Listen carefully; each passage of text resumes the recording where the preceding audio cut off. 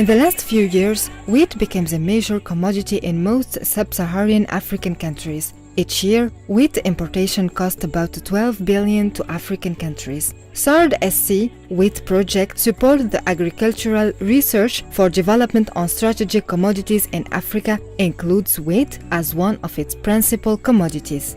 AFDB founded the project SARD.SC after the food crisis of 2007 and 2008. The main objective of the project is to generate technology and transfer the know-how to 12 sub-Saharan African countries in order to ameliorate yield. I welcome you, distinguished ladies and gentlemen, delegates from Icarda, sard.sc, IITA, CIMIT, and the 12 participating countries in Africa. Our research institute have done very, very well. I have been very, very proud of all of them. We have seen the hallmark of their work across the fields. We will continue to support wheat production.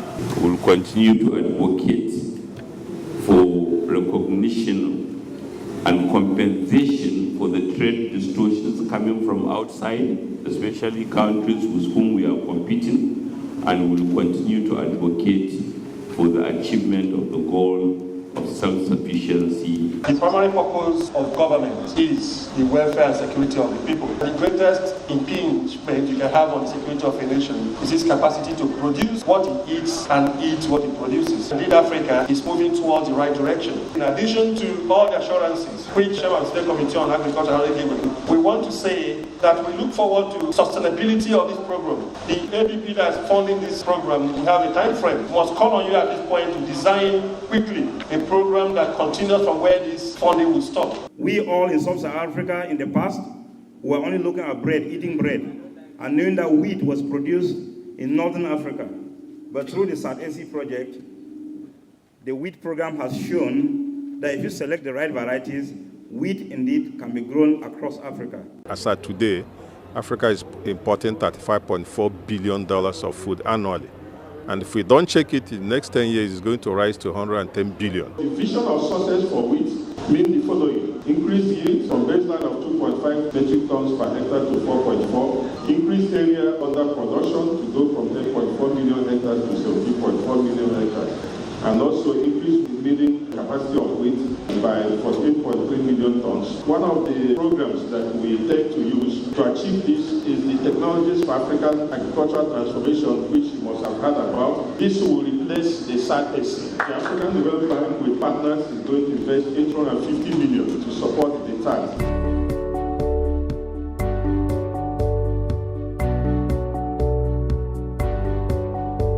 This conference is aiming at to bring all the 5-year activities and achievements together so that we share experience and we bring the success stories to be published as a document that can be available to African stakeholders. The model that we've developed inside SC to effectively implement and take to scale.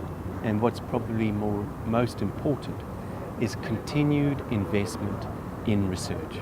As we go into an era of very significant climate change and differences, climate variability, changing markets, changing preferences, we need to be effectively cognizant that we've got to be producing the crops that will meet these conditions. 5 years ago, Nigeria was spending 650 billion naira every year importing wheat. Through research, CIMIT and Icarda were able to develop heat-tolerant wheat varieties that are now suitable for the tropical countries in which Nigeria is inclusive. 4 years ago, we produced only 15% of our need.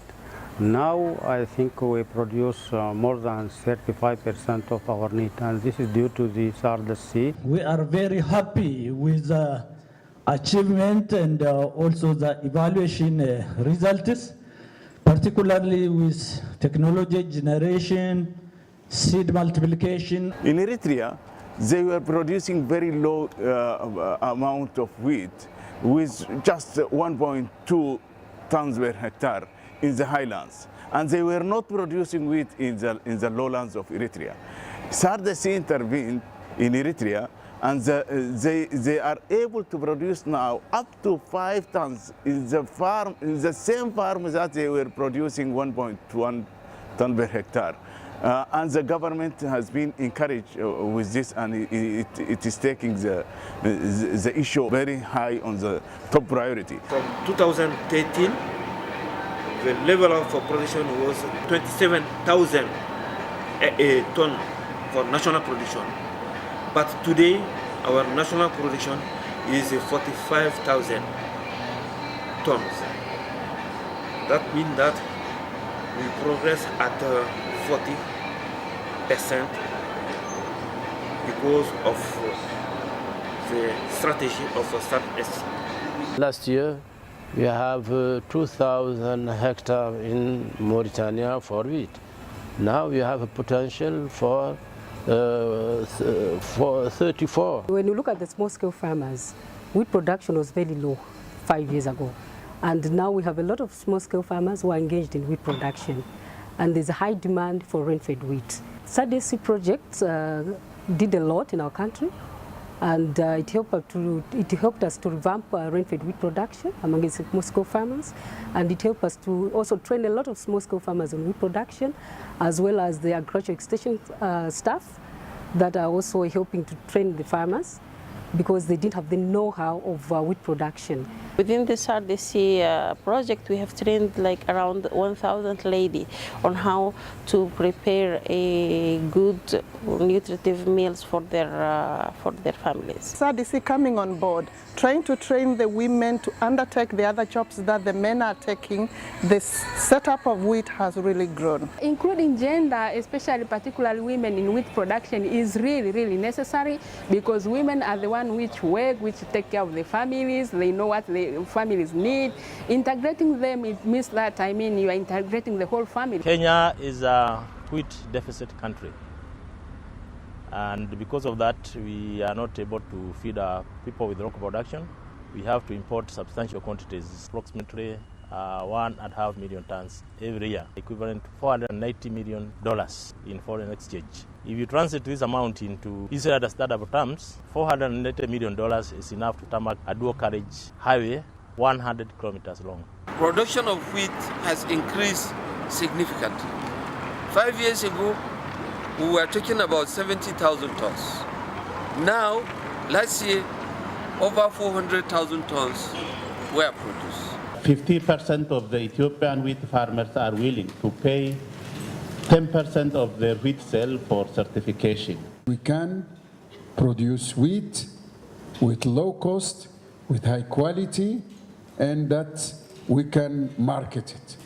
The real work of sard.sc is the value chain. Value chain is not an old concept at all. It's new. And that is why we all have to be ready to learn and do it together to get it right. If we want to take or to drive wheat production up, there will be two important factors, or three maybe, which we see here in blue. The first one is expanding the wheat areas, which is possible. The second option actually now to drive or to increase the wheat supply or wheat production in Africa would be, of course, to close the yield gap. And this yield gap can be closed through upscaling of relevant wheat technologies and management. The third thing, which is important, is not considered in this study, but it's really very significant, is the post-harvest loss.